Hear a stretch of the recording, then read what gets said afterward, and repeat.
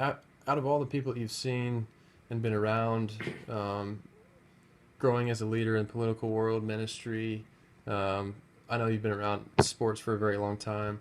I know that people have different leadership styles, and this is kind of a two-part question.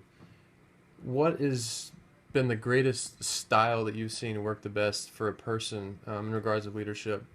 And then also the next part of the question is in regards to adaptability. People prepare a lot of times the way that they plan things to go, whether it be events or leading groups, and then things happen and things don't work out as planned, and so people have to adapt. Can you speak on the importance of adaptability as well?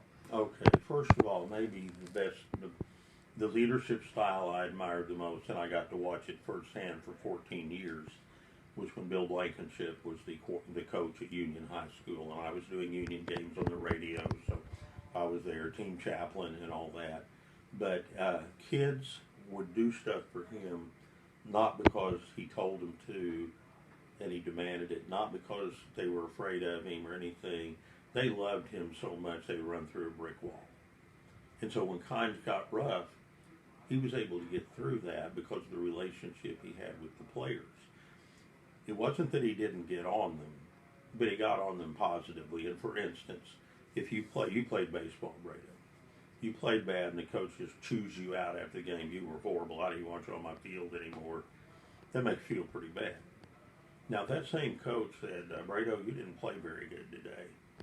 And I know you're capable of playing better, and I know what you can do, and I'm going to keep working on you till we get that out of you. Do you understand that? Now, you've been put in your place, but you feel a lot better because it was reaffirmation instead of putting you down. That's really important. And some of the coaches I've seen who have great knowledge of the game but have less success is because they try to lead by intimidation, by threat. And what happens is your players go out there worrying about making a mistake and getting pulled out of the game, worried about getting yelled at instead of trying to make a play. And I think that has an adaptation to other areas of life and leadership. Absolutely. Because it's all about trying to get people to perform at their best. Mm-hmm. And I've always found that the person that encourages you, you'll go a lot further for than somebody that putting you down all the time. Absolutely. Now, as far as adaptability, not everything that you try is going to be a success. Mm-hmm. And the thing you've got to do is keep letting people know this isn't the end game. There's more coming. There's other ways we're going to do things. This is a bump in the road, or this is a learning experience. You try things.